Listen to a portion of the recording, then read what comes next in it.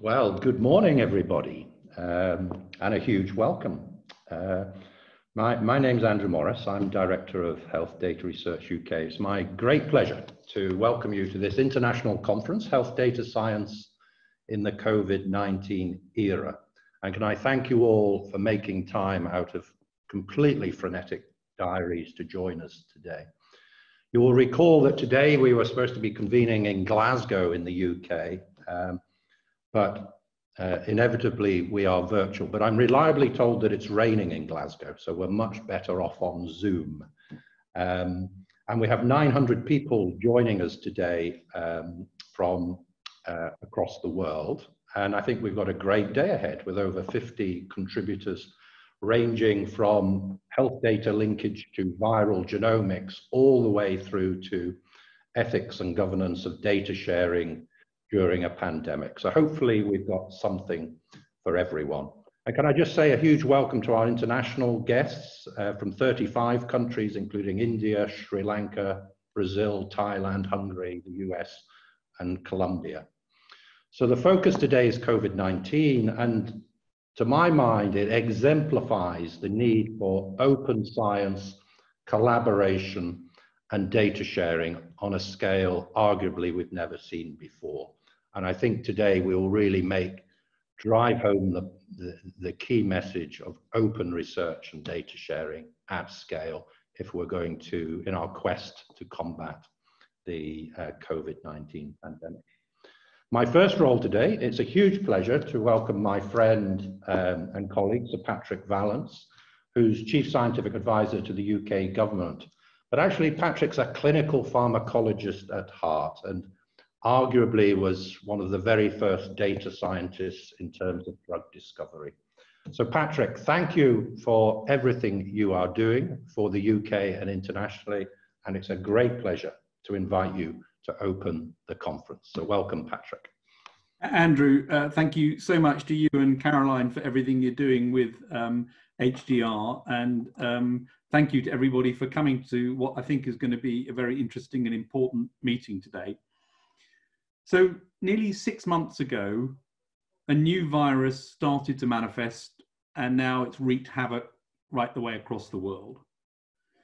What is striking, though, is not how much we know, but how much we don't know about it, and how crucial data has been and will be, particularly health data, in terms of understanding this virus and understanding how we respond to it. The sorts of things we still don't really understand is who gets it?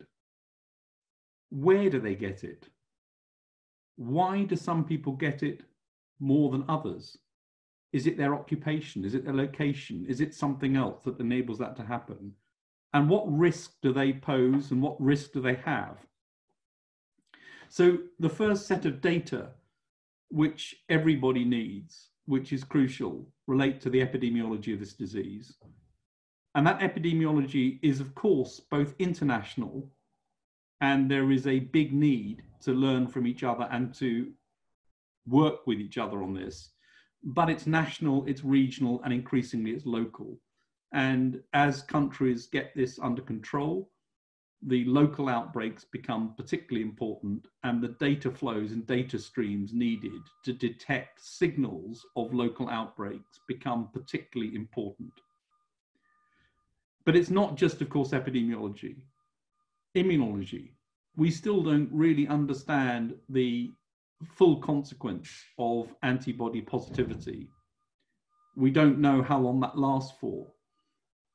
We don't know what degree of protection is conferred by antibody positivity, whether it protects against disease, whether it protects against carriage of the virus, and what the implications are for those who are antibody positive.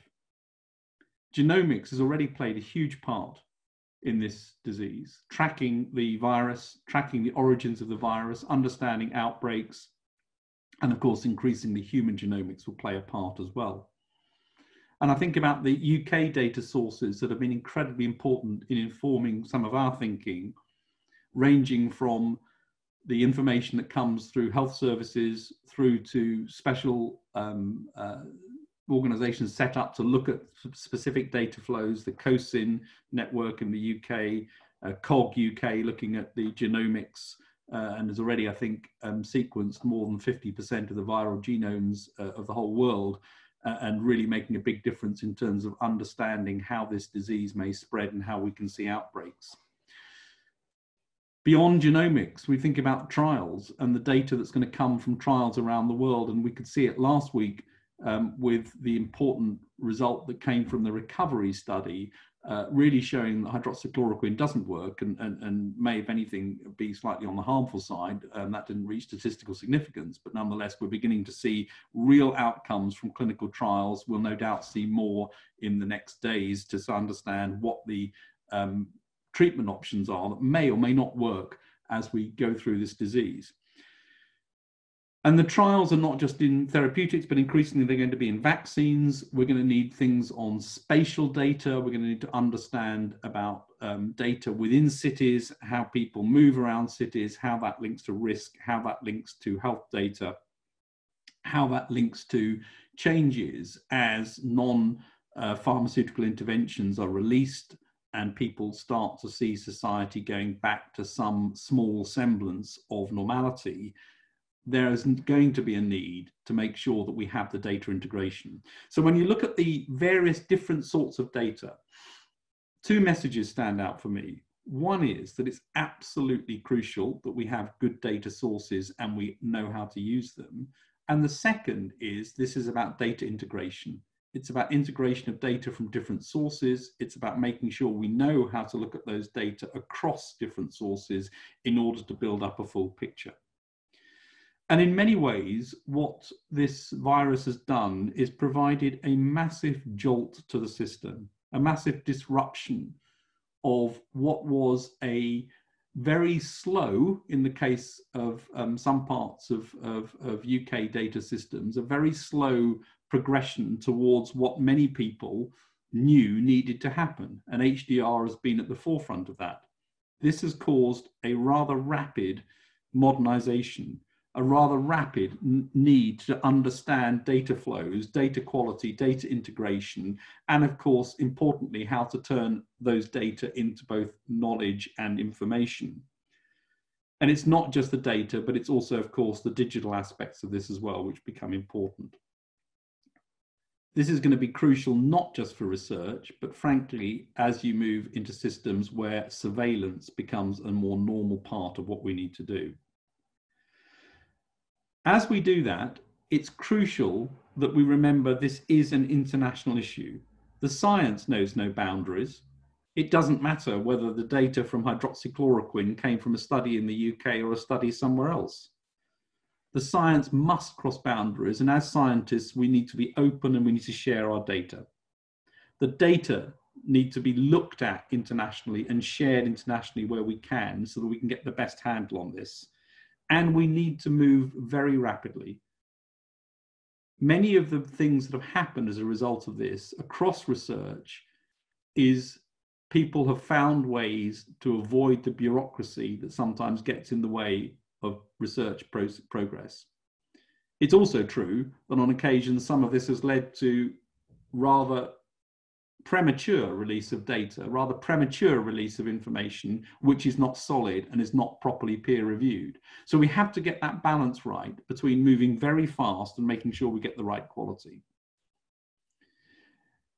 This is far from over. It's far from over as a disease. It's far from over as a challenge for all of us thinking about how best to advise on handling it.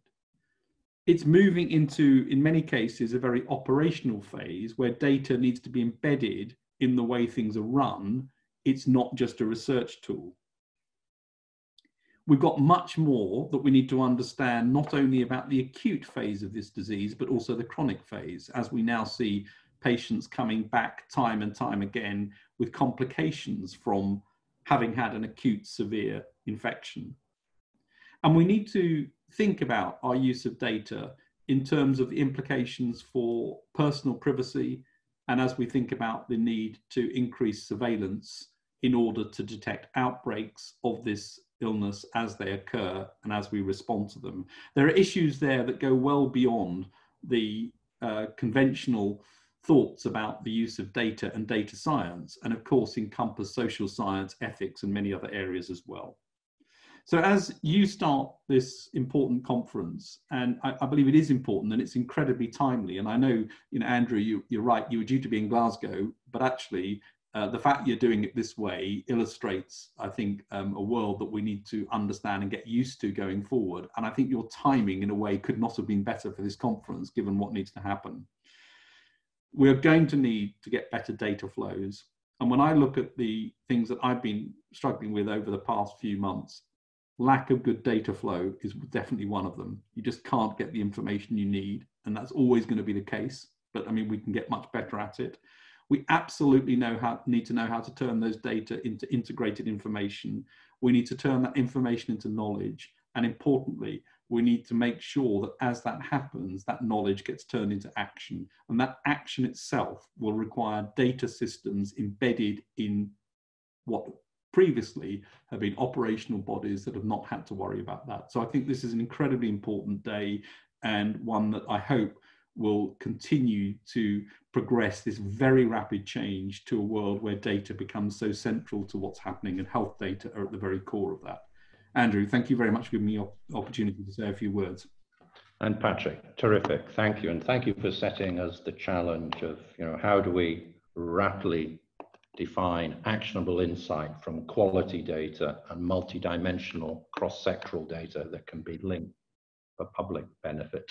So what we'd now like to do is to move into the formal proceedings. And what Caroline's my friend and colleague, the Chief Executive of HDR UK, and I will do, we'll give you a very high-level overview, a punchy overview of what we and the team across HDR UK has been doing for the past 2 years. We're a young organization, but what we thought we would do is just give you a 30,000-foot view of where we are and where we are going. So we'll just canter through a few slides. So next slide, please. Our mission is to unite the UK's health data in all its multidimensional forms to enable discovery that improves people's lives. And we anticipate that in 20 years' time, medicine will have changed. Every patient interaction, whether it's a trial, or it's at the point of care, whether it's public health, whether it's driving biomedical discovery, will be underpinned by large-scale data and advanced analytics, often in near real time. And our vision is that we'll be running studies and research on up to 66 million people. So that is a bold, ambitious, and enterprising ambition. So how have we set out our stall to deliver that? I now would like to pass over to Caroline. Thank you. Great. So as Andrew explained earlier, from our mission point of view, what we've done is focused our strategy on 3 areas. So around how we unite the health data. So that's around how we bring together different diverse and varied data sets to enable discoveries and to enable the research. Improving health data, which is around actually how that data is improved and enhanced to make it most useful for research and innovation. So that includes using tools and the hubs and the methods associated with that. And then thirdly, around how that data is used. So both in terms of how the skills and capabilities are developed within the UK for health data research, and also the research programs that can demonstrate the impacts of health data research. So across these 3 areas, which come together and have come together very importantly during the COVID crisis, as set out by Patrick, these areas overlap and connect together, and enabled by close public, patient, and practitioner engagement and involvement, and with users of health data, so that we can create a trustworthy approach to accessing and using health data. Next slide, please. And this strategy is then delivered through the infrastructure associated with health data science. And there are 3 parts to that, which are the gateway, the alliance, and the hubs. So the alliance is around how the data custodians come together to develop standards and approaches to how data is securely accessed and used. The hubs then are around how that data, a range of different consortia that have come together around themes such as cardiovascular or cancer or clinical trials or real world evidence. And they're around actually how the data is enhanced and curated. And then uniting health data, from that point of view, we have the Gateway, which provides a common portal to discovering the data, tools and services and projects associated with it. And then there's also the strategy is enabled through the national research priorities. There are 6 of these, and the first 2 are associated with how the tools and methods, so the human phenome and the applied analytics, and the second 4 are associated with actually how the impacts are demonstrated through the health data science. And these are around understanding causes of disease, better, faster clinical trials, how public health is improved, and how the data is used within NHS settings to improve better care. And these are all nicely illustrated by Patrick in his previous presentation. Each of these then, you'll be hearing much more about them through the day and be able to explore and find out the exciting work that's been happening in each area, and also the challenges and opportunities for next stages of development in each one of them. And the institution, so as Andrew mentioned, we're just in the first couple of years of the Institute.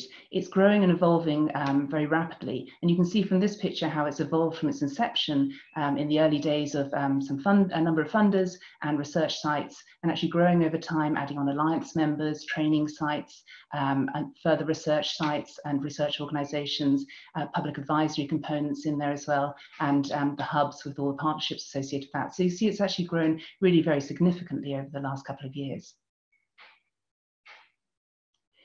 And one of the other very important parts of our strategy is ensuring that we have the representation across the country of all 4 nations.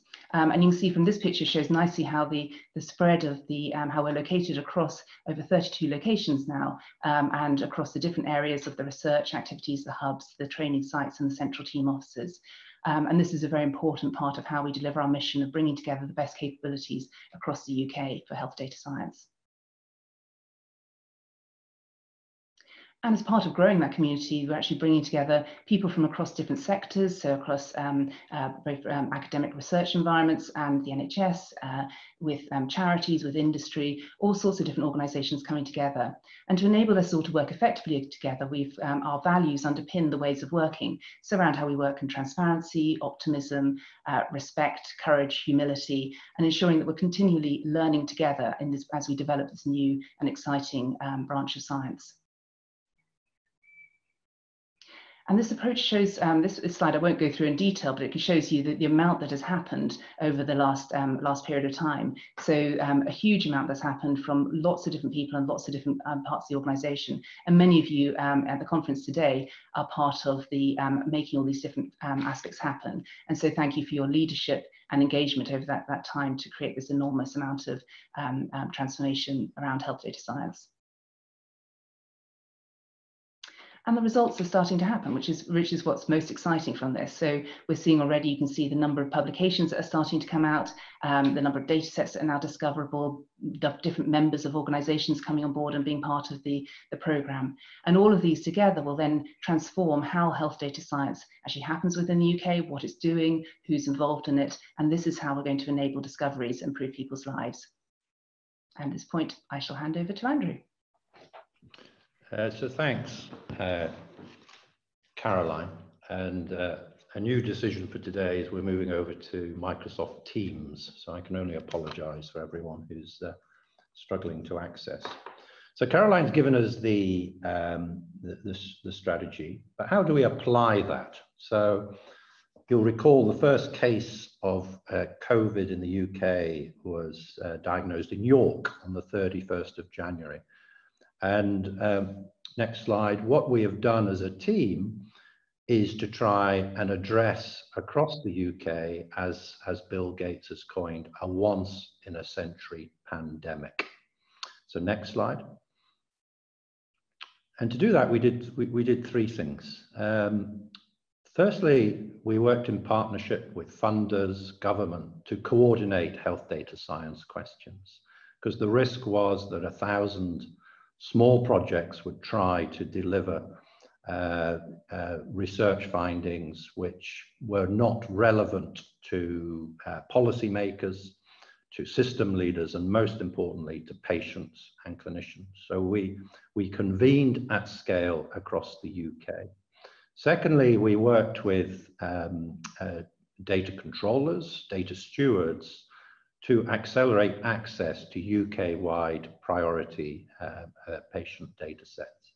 And thirdly, we prioritized the research questions. So what was the impact of COVID on direct COVID-related harm and also non-COVID-related harm at scale?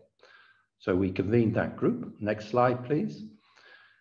To achieve that, we, in a very transparent and open way in the public, prioritized research questions. And we called it the research funnel. So how did we accelerate the delivery of those actionable insights that Patrick was talking about through health data science?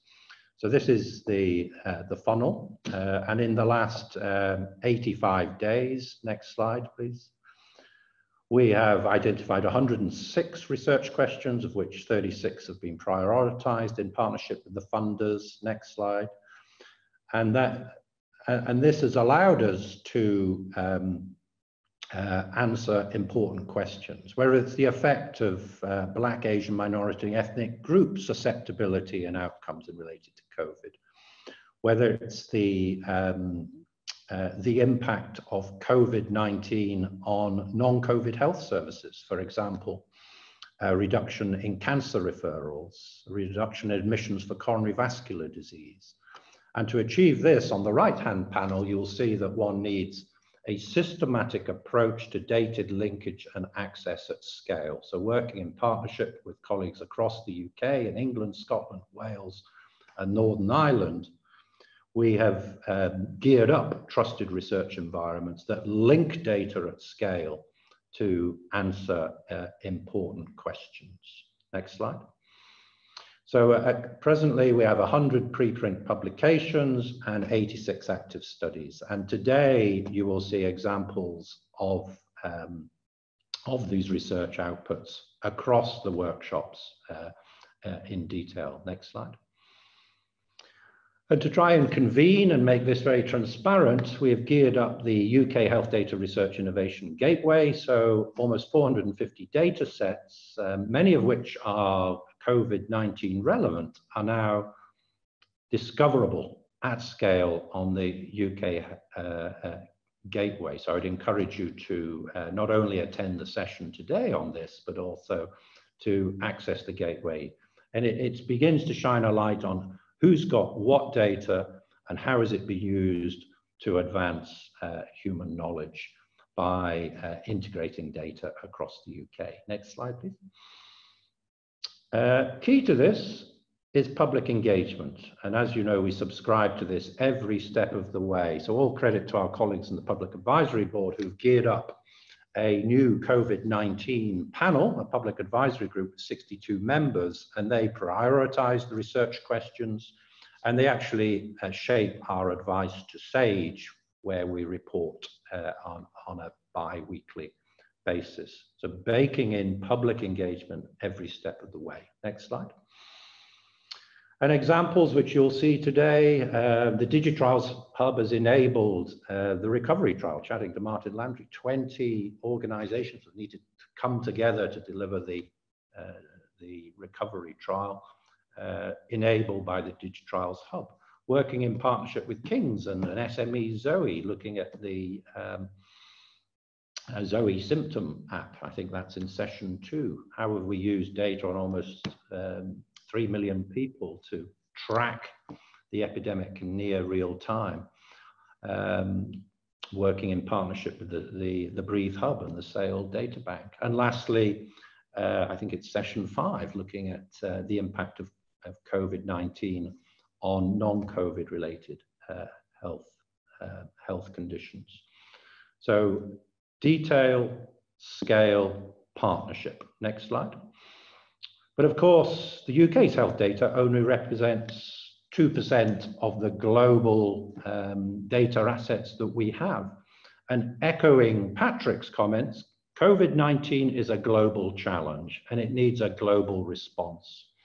So I think in session 7 today, you'll hear from Steve Kearns at the Gates Foundation, and we're very proud to be working in partnership with the Therapeutics Accelerator Consortium convened by Wellcome and Gates to develop and establish the International COVID-19 Data Research Alliance and Workbench, which takes many of the principles and values that we've developed in the UK to work in partnership with international data stewards and controllers to enable the use of data at scale. Next slide.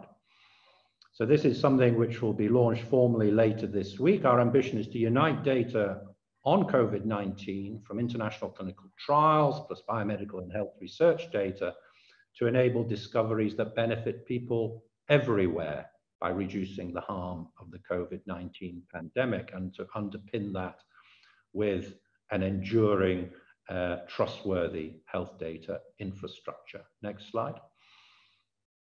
So, and to achieve this, one needs to start small, think big, move fast. So these are just some of our initial partners in what we think will be an enduring global endeavor to demonstrate that open science, trustworthy sharing of data in an ethical and well-governed way is in the public interest. So more on this to come. So next slide. So thank you very much for listening. That gives you an overview of where we are with HDR UK. Rather than take questions, because we are here all day and very happy to take questions at any time, but I would now love to pass over to Ros Walker, who will now chair our international panel, and to welcome our colleagues from Switzerland, from Singapore, and of course from Germany. So thank you very much and enjoy your day. So thank you very much, Andrew, for the great overview to the start of the day. And a very, very big welcome to Andreas, to Wai and to Effie for joining us here this morning. So just to give you, for those that are listening in, thank you for joining us. And just to give you a quick update on some of the Q&As I've seen coming through on the technical issues we're experiencing. So there's a lot of work going on in the background to resolve that. But as we're recording this session, we very much hope that we'll be able to make it widely available to as many participants as possible afterwards. We will carry on so that we don't lose so much time having a very busy day ahead of us. So just to kick off, as I said, delighted to welcome Andreas Persden, Effie Baena and Theo Yicking, or YY if I may, here to the HDR UK One Institute conference. So brief introductions. Andreas is the co-owner and managing partner at Turbo Ventures, and has a very long-standing career supporting innovation in health and care practice. And during the COVID-19 crisis, has been directly advising the German government on their response to the pandemic. YY joins us from Singapore, where he's the Dean of Public Health at the National University of Singapore, and he currently sits on the Council of Scientists for the Human Frontier Science Programme, as well as the governing board for the Regional Centre of Tropical Medicine and Public Health for Southeast Asia. And Effie, I'm sure is known to many of our attendees. She's a long-standing supporter of HDR UK. Thank you, Effie, joining our International Advisory Board and International Council of Reference, and is an expert in medicine, data and ethics. And interestingly today, I think will share with us some of the ethical challenges of using big data in clinical practice, and is currently the chair of bioethics at the Swiss Institute of Technology. So without further ado, we're incredibly grateful to all of our speakers for sharing their perspectives from their nations, and also the wider global response to the pandemic. We will quickly run through each of the presentations in turn. Please do use the Q&A function to write in your questions as those talks proceed. And then we will do our very best to cover as many of those questions as we can at the end of all three presentations. So with that, we will kick off with Andreas. So over to you, Andreas, and thank you. Well, first of all, good morning, and thank you very much for inviting me. It's a pleasure to be here. And what I wanted to do is to provide you with the learnings I took away from what happened in Germany, and provide you with an overview on a very high picture level, and then come to the question, what does it mean for what is the use of data? We could move to the first slide, the next one. This slide shows you basically the registered new cases in Germany as they develop. You see a nice curve which has come down nicely. So we are now less than 200 per day, which is good. Still, China is doing better. And you see what happened, the public interventions at the beginning. You need to be aware, first of all, that you need to mentally shift the curve by 5 to 12 days because these are registered cases, and due to lack of data or inefficient data processes, it took 5 to 12 days to register the data. So the Robert Koch Institute actually says the peak, they assume that's our public health institute, was around 17th, 18th March, somewhere around there. Important to notice the green line. The first case in Germany happened on the 27th of February with the real case. And that's where Italy was already in a state of crisis. Immediately afterwards, on the citizen level, people started to move. You had in the weeks before the 12th of March, already many companies, including many big companies, actually starting home office. And then, please keep in mind that Germany is a very decentral state. Cities and federal governments took measures before the national government actually started swiftly afterwards. They closed large events, they closed bars, they declared state of emergencies. Swiftly on the national level, the federal government followed, prohibiting large events, closing bars, basically doing the same type of things. And actually, the big lockdown decision on the 22nd of March happened when the curve, the real curve of infection rates, already started to decline. I think that's important to notice. The lockdown basically meant no more than two persons were allowed to meet outside a home. If you could move on to the next slide, please. Next slide. Okay, thank you.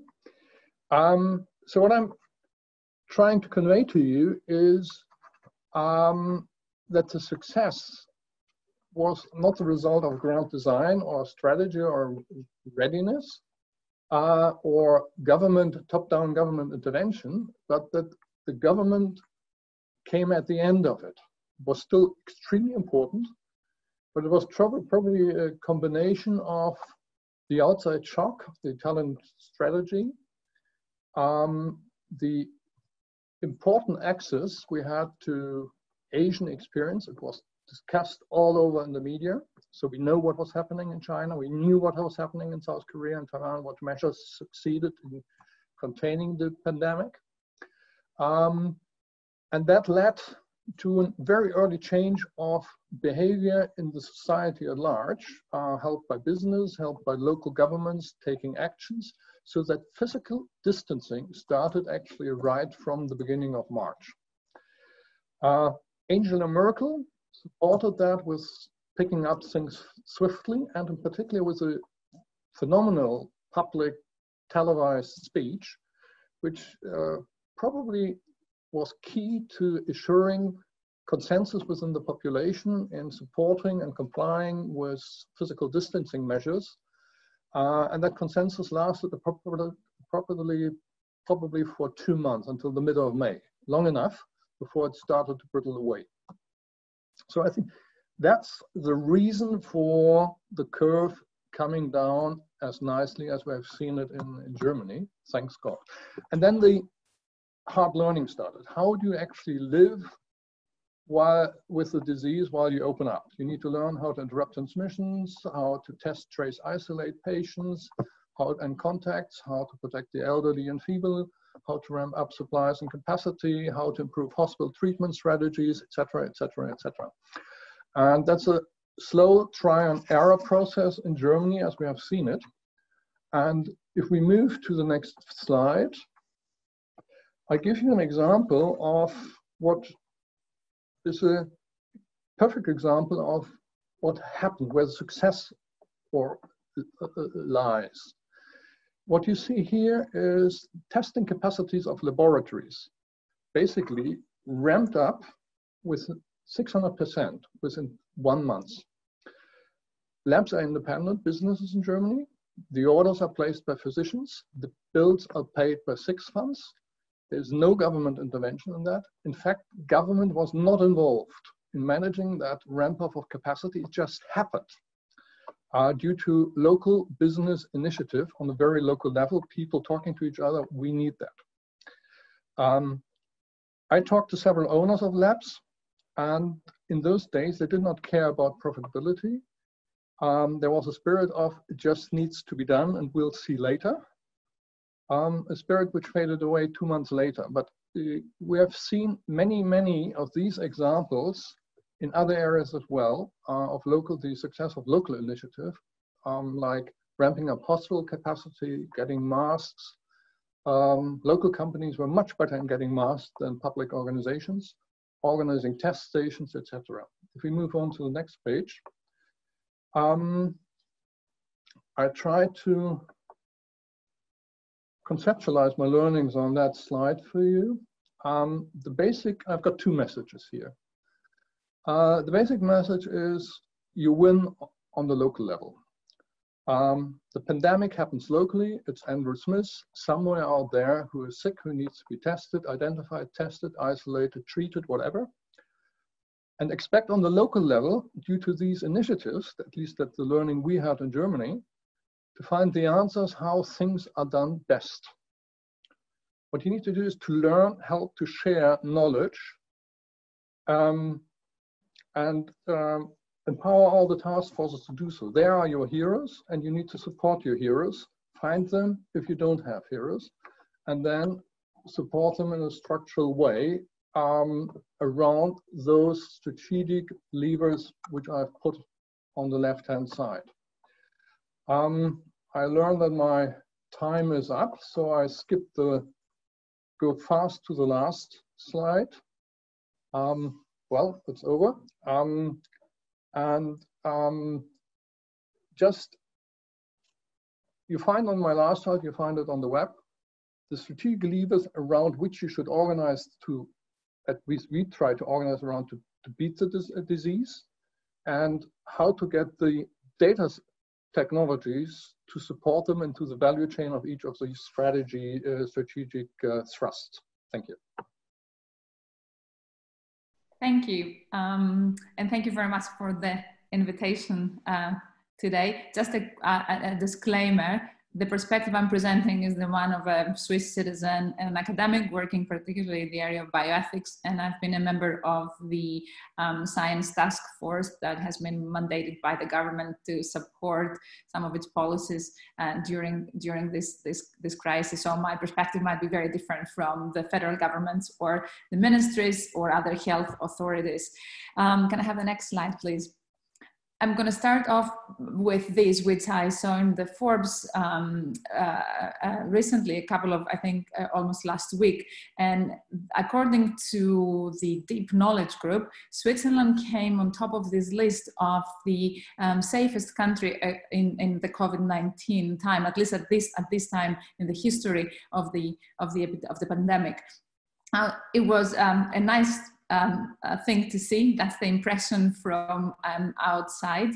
And again, without knowledge of the criteria that have been used or what exactly that analysis means, I'd like to, of course, we all take pride in how we look like, but the interesting thing I think would be in looking at some of our numbers in the country and how this looks from the inside. So next slide, please. This is a slide that actually quite similar to one we saw in the previous presentation. You can see the daily reported cases in Switzerland since February until very, very recently. We had this obviously peak sometime in April, and since then a steady decline. And very, very interestingly, stable numbers since May, when the measures that have been taken were lifted. And if I can go to the next slide, perhaps a better representation here. What's important in this slide is three things. First, the fact that this slide is presented by the Swiss National COVID-19 Science Task Force. It's on an interactive website and it's updated daily. The second is that our reproductive number red line. And the third is the purple box on the right, where you can see the R up until, that's, if you could see the bottom of the slide, that's now in the latest date. So the good news is that this number has been steadily below 1. You can see on the bars the introduction of different measures and how are remained in response to these measures, again, below 1. Very interestingly, since the 10th of May, where we've lifted most of the measures, actually, again, we've been seeing that the numbers have remained low. So these are good news. And now the lessons from this, or a couple of highlights from what happened during this past month. Can I have the next slide? Thank you. So that I classify in the area of science, policy, and politics. Initially, like in many countries, the government seemed to downplay the risk of what was coming upon us. And what happened here in Switzerland at that point was very loud voices from the scientific community, being from our epidemiologists and modelers, other public health experts, to the extent, and then of course circulation of those reports in the media, but reports from what's happening in neighboring countries at the same time. And so at some point in the end of March, towards the end of March already, the government gave the mandate to this special science task force. And I think it's in response to, let's say, the noise that the scientists were creating around what's happening. So this is an official mandate. It includes, there is no such task force. There wasn't such an institution or organization available before. And so that is an interesting example, an ad hoc situation. It is members of this task force were selected by the government. They are representing not only the specific areas of epidemiology, modeling, public health. They involve economists, social scientists, ethics and law specialists. So it's a very wide, widely, from a disciplinary perspective, widely constituted task force organized in subgroups. Now, the task of the mandate of this group is to respond to questions that the government is asking in the form of policy briefs, which are given to the government for consideration, but they're also becoming publicly available and can be found on the website of the task force. Through that policy briefs, obviously, which become available to anybody, but also they're taken up by the press and they're discussed and torn apart if needed.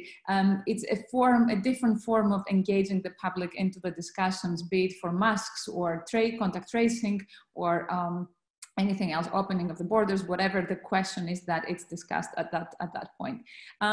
So one thing that came out of this, may I have the next slide, please? And I think it's interesting again, it's interesting for learnings, is what I classify under science politics in the deus ex machina. Obviously, like in many other countries, in Switzerland, we've been quite excited about using digital technologies, and particularly for contact tracing. And there is an app that was developed here already. It's been tested at the moment. And it is the first app that was actually developed on the API that Google and Apple jointly made available.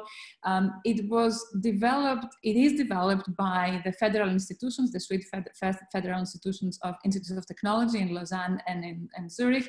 The architecture of the decentralized system was also developed here in Switzerland, and the model that Switzerland follows is the decentralized storage of data. At the moment, at least surveys show that the population is willing to download the app, Again, we'll see how that plays out when the app becomes available. I'm testing it myself. I'm one of the 15,000 people who have the beta on their phones. And the interesting thing about this app, because this app story I think will play out in many countries in different ways, is that we in Switzerland proceeded with amending a law, the law of epidemics, to specify the conditions for the use of such an app. That law was, the Parliament approved that amendment a few days ago, and on Friday, the Federal Council will hopefully, I suppose, authorize that change. That is a very interesting thing that happened here, and I'm personally in favor and support of that approach. It's about the possibility to discuss the specifics in the Parliament, the public to engage with the debate. Of course, it is not as quick if you have to go through this process, but I think at the same time, the app is tested, so that gives us the possibility to meet and to respect and meet the values that I think, at least in this country, are very important, that the democratic process, and gives legitimacy to the product or this intervention that's going to go out after the 19th of June or a little later, but in June. And details of this slide that you're seeing, it's from the Federal Ministry of Health with the details about the app. The next slide, please. At the same time, and since we're in Switzerland, WHO is also here. I chaired the group that looked into the ethical issues that arise when we're using those kinds of technologies. The group identified 17 principles, and I'm happy to say that at least the Swiss app is meeting all of them, almost all of them. We're negotiating one last piece, but this app will be voluntary. It's decentralized, voluntary, privacy preserving, time limited, use limitations, etc. So all of these things to say that part of this lengthy process here was to enable us to meet those requirements. My last slide, please. This is the picture at the moment, and we're ending the extraordinary situation, which again was put in place back in March and gives the federal government the coordinating role. As you know, Switzerland is organized on 26 cantons that carry their responsibilities. But during this epidemic, we went to a central mode. We're going back to the cantonal responsibilities after the June 19th. I think in closing, this experience, at least for me, meant three things so far. The first one is that government and science can work together. They've improved their relationship during this pandemic, but what we saw on both sides was not only confidence, which is good, but some arrogance. And I think the lesson is more confidence and less arrogance. The second is that we did see deficits in our digital infrastructure, but also deficits in our data governance. And the learning here, the second important learning is, in the time to come, we have to make sure that both infrastructural issues, but also our data governance plans are fixed, so we have them ready when we need them in times of crisis. And the third learning is that the crisis showed us how tempting it is to go quickly to trade-offs of values, shortcuts, and perhaps put aside institutions that are really critical and important in our societies. And I think what we try to do here is to resist as much as possible to that temptation, and hopefully to show that it is possible to make progress in a crisis without giving in to the temptation. I'll stop here. Thank you. Thank you very much. So thanks for having me. Next slide, please. I thought I would start off by talking about Singapore. We had our learning experience when in Singapore we were affected by SARS in 2003. And you could see that Singapore was one of the countries around the world that was quite significantly affected with a number of deaths as well. And next slide, please. And this really set the scene for Singapore in terms of its preparation before COVID-19, and in fact, even before H1N1 in 2009, in terms of the kinds of preparations in the hospitals, the stockpiling of essential personal protective equipment at the national level in preparation of an outbreak. And all of this actually helped because this is a snapshot of the current situation in Singapore as of 2 days ago. We currently have slightly more than 10,000 people in Singapore that are still actively infected. But if you look at the number of patients that we have in intensive care unit, it's just 2. And in the general wards in hospital is actually less than 250. The majority of it the majority of the infected people currently are decanted into what we call community isolation facilities. These are managed by medical teams, but they are much in a step down medical facility. It is like a field hospital setting. So we preserve the precious hospital resources for the patients in that high risk spectrum that requires them most and are at higher risk of deteriorating. Next slide, please. And if you see this slide, you would see that the patterns, the outbreak curve, very much reflect what Andreas has shown for Germany and Afi has shown for Switzerland. But in Singapore, what we have presently, there are 2 separate outbreaks happening in Singapore. One, it's amongst people in the general community, and that's reflected by the bits in yellow and green. And the others, it's really affecting foreign migrant workers living in dormitories. And the 2 groups of people, fortunately and also unfortunately from a social perspective, they have very limited degree of interactions. But once the coronavirus enters a migrant worker dormitories, which are at much higher living density, the definition of household transmission is no longer transmitting to households of between 2 to 6 people, but we are talking about dormitory, perhaps each room with 12 to 20 people. So that transmission happened very quickly. So the measures that Singapore put in place actually has been separated into 2 different strategies, and that it's within the dormitories, there are different sets of containment measures and protocols that are there to very quickly identify migrant workers that are infected, and we treat them appropriately as compared to what's happening in the community. All of this is really underpinned by a significant understanding of the outbreak characteristics and the epidemiology. Next slide, please. So some of the key principles that Singapore has adopted from the very beginning in the middle of January, when our first case came in via importations from China, was really what has been guiding Singapore throughout. Aggressive case finding. The moment that we identify a particular individual that's infected, we perform very aggressive contact tracing and very comprehensive. And this is where, again, the reliance on a multitude of data comes in. And it is not just technical qualitative data, it is even data from CCTV footages, it's data from credit cards and movement patterns, whether we know that people went into this particular taxi or cab, and then did this cab subsequently picked up other passengers, which we need to identify, isolate, and quarantine them.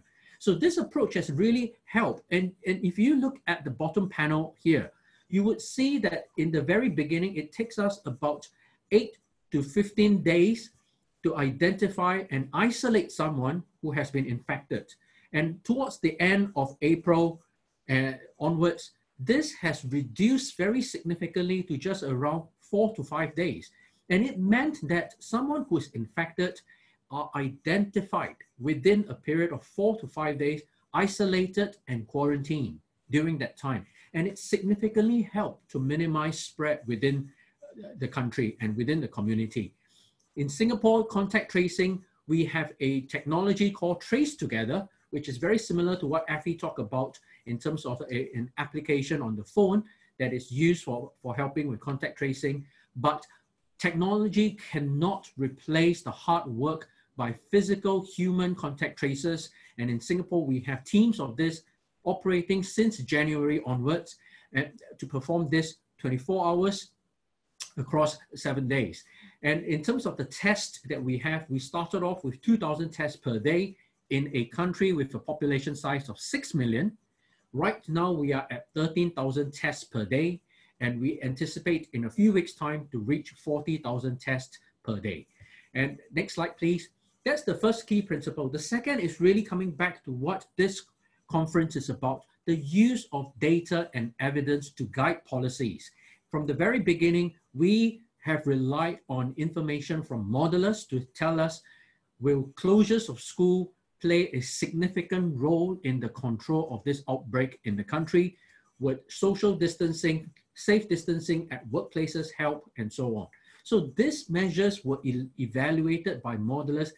Next slide, please. In addition to modelers, there was also a team of experts in public health that was helping to curate evidence, information, data that was coming out from countries like China, South Korea, Italy, Iran in the very beginning, to look at evidence around containment, around clinical characteristics, and all of this information, including the latest around vaccines, exit strategies, lockdowns, are updated every week. And this information are gisted in a manner prepared in a policy brief that is shared with the policymakers in Singapore. So while the world was somewhat struggling with what to do and what is the information, how do we rely on what is trusted and what is not trusted, I like to think that in Singapore, the policymakers had a very quick way and a systematic way of understanding what are the latest science and evidence around COVID-19. Next slide, please. And of course, the last part is really around having very clear communication strategies that I think all of us are aware it is very important. And it's communications on what is the current situation within the country, what are the new regulations within the country, and more importantly, what are the measures that individuals can take to protect themselves and to protect their family and the community. Next slide, please. So all of this are underpinned by really measures that the government has put in place early on. And one of it is really linked to border control. And I know that border control is a very contentious and hugely debated topic in Europe at the moment. In Singapore, right now, we continue to quarantine all incoming travelers for 14 days in government-appointed facilities. All returning people have to stay in government-appointed facilities for 14 days. There are very strict enforcement. Fines, deportations, and imprisonments have actually been given out for people who flout the rules. And right now we are talking about fast lane arrangements with certain countries, including China. With China, it has already been established. I can talk about it if the audience is interested later on during Q&A. But we are in the process of discussing with New Zealand, Australia, South Korea, and Malaysia. One thing that I think is useful to highlight is that right now, as a Singaporean, I can leave the country. I can go for travel, non-essential business, non-essential tourism travel. I can do that if a country wants to admit me. But Singapore made it very clear. If I choose to leave the country at this point in time, not to a country with a green lane arrangement, I actually voluntarily forfeit my right to health coverage or health insurance if I do get infected by COVID-19 because of my travel and I return to Singapore to seek treatment. This is a very clear message to the people within Singapore that you have to take personal responsibility with respect to your intention to move or to travel. And I think this is perhaps very pertinent in light of upcoming summer holidays in Europe. So next slide, please. I thought I would just end off by highlighting some of the key contextual differences. It could be historical. We had SARS to guide us, H1N1 to perhaps also evaluate whether the measures that we put in place are resilient to an outbreak. We had social and cultural elements that perhaps were in our favor because there's a huge degree of trust in the community with the government in terms of the measures that need to be put in place, especially with respect to travel restriction, to some degree of movement control. Treatment, testing, tracing capacity, I think this is quite even across the audience that we have, the countries that we're talking about today.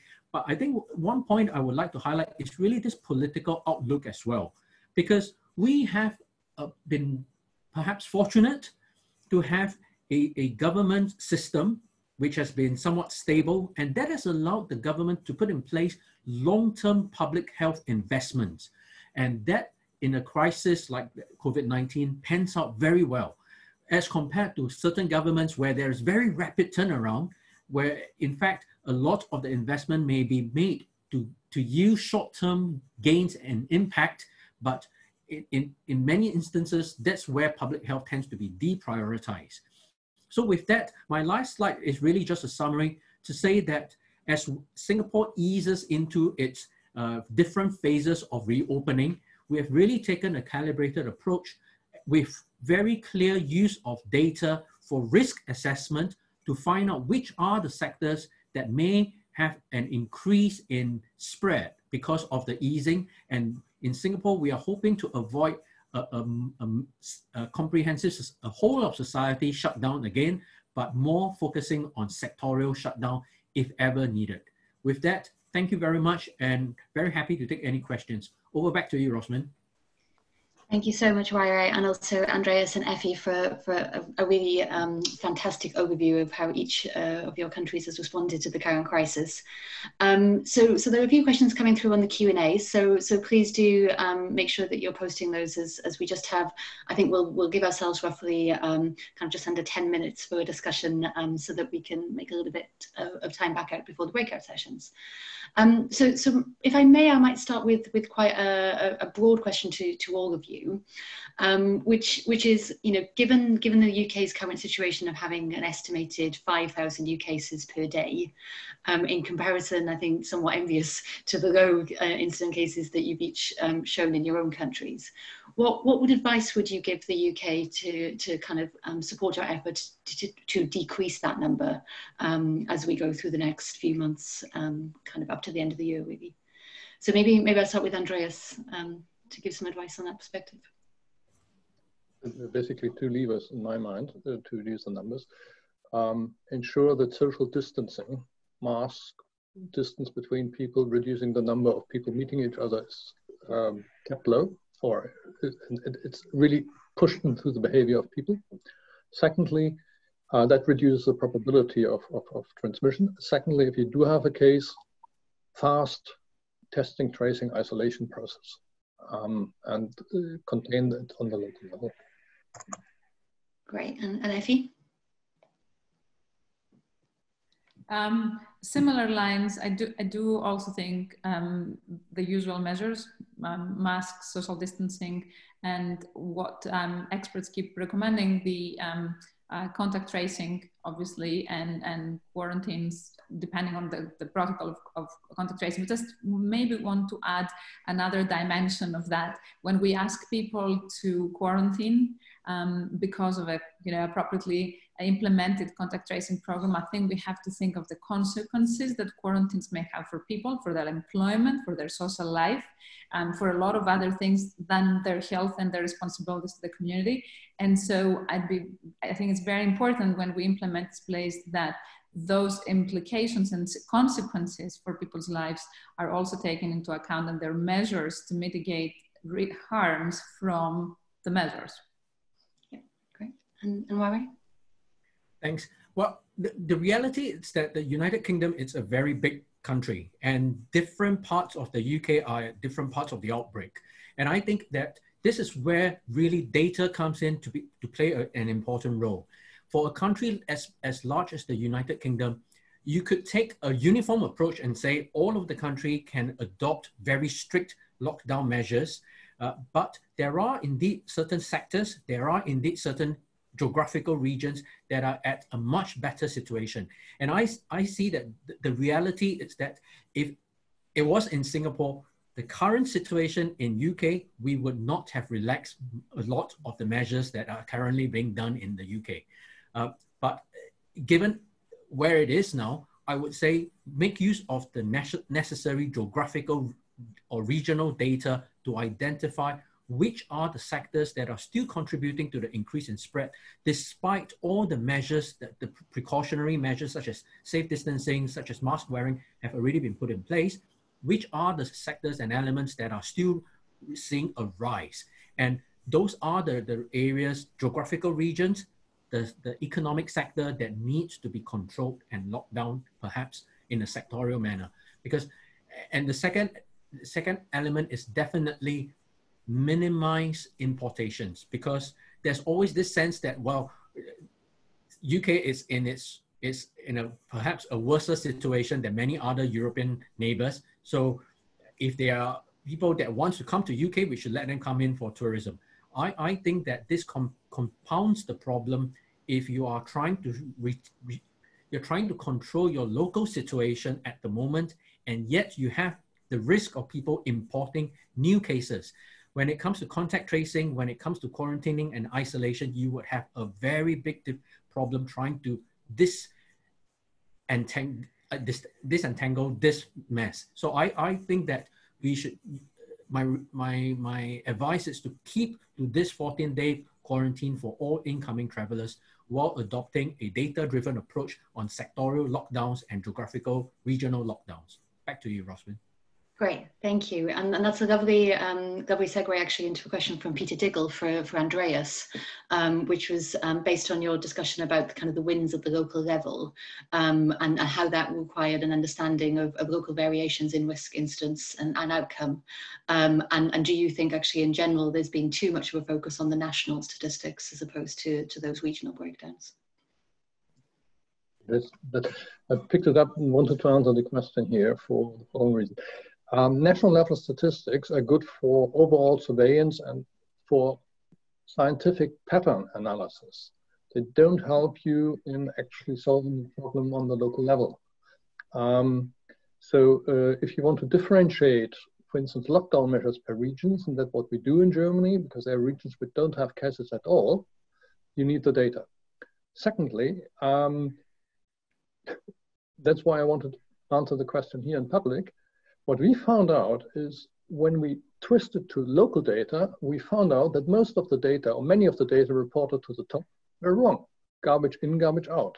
It is in the local operations when you discover, oh, these data are not helpful, there's a twitch to it, where we should look to improve the data quality we get and the speed we get the data, because we need them here on the local level. So it's a healthy process, and it's good for hygiene of data, having data at all, to push data responsibility onto the local level to ensure that people work with them and find out that they are actually valid. Great, thanks, Andreas. Wara, you were nodding, I think. Have you got any additional? No? Okay, great. So just moving to a slightly different theme, but in quite a few of the questions that are coming through, there's the theme around trust and the cultural aspects of differences between the countries, the UK, and then obviously Switzerland, Germany, and Singapore, as you've outlined. So Effie, do you mind maybe just kind of touching on some of those challenges and how you've seen kind of the debate differ across the kind of variety of different countries that have been tackling this crisis? Thank you. Yes, from this perspective of Switzerland, I would say in principle, yes, there is trust to the government, but also Switzerland is a particular case, right? We do practice direct democracy. We are keeping our government on their toes very frequently. And so in this case as well, I think what's happening is somebody actually asked the question of government trust to governance and relationship with the press. Even now, as we're speaking, there have been several articles in the press the last days about how exactly Switzerland handled the case of COVID-19. What was the relationship with the science? Could have we done better? Minutes of meetings have been circulating in the press. So there is a high demand for openness, transparency. And I think these are the elements that you need to have in order to maintain trust. I mean, we would very much hope that we're through with this, but we all know that we're not done with the pandemic. So yes, there is trust, but trust is always, I guess, work in progress. And what's happening right here now, despite our good progress, we're questioning everything. And hopefully what there will be the learnings that we have in order to continue keeping that trust. Great. So unfortunately we ran out of time, but maybe just a few final words from Waira and Andreas on that topic, because obviously, you know, each of your countries have a slightly different context. So thanks, Roswin. I just like to make the comment that the ability or inability for a country to respond during a public health crisis is often a function of decisions that were taken by the country in the past. So for a country like Singapore, there needs to have been a significant degree of trust building between the policymakers and the population, the community, during peacetime. That when a crisis like COVID-19 happens, you could start tapping on that social capital to start relying on some of this trust that the government really does have the best intention in mind when it goes in and infringe on some of this privacy or confidentiality. And today, during another webinar, I learned that in South Korea, they actually discussed the use of or rather the forsaking of personal liberty in Parliament 4 to 5 years ago, when they were in response to MERS, the Middle Eastern Respiratory Syndrome. And they actually passed this as part of the Infectious Disease Act, that when there is a crisis like this, the community benefit, the good of the community actually outweighs individual priority. And I see this to be one of the very important cultural differences that allow some of the societies and countries in East Asia or Southeast Asia to respond the way that we have, especially when it comes to more invasive procedures such as contact tracing and the use of data for responding to a pandemic. Over to you, Roswin. Great, and Andreas, you mentioned earlier a can-do attitude that took over Germany. Is any final words on how we can harness that sort of attitude more broadly?